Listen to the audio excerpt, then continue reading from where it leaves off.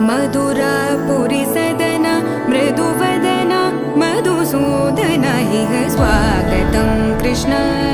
चरणागतं Krishna मधुरापुरी सदना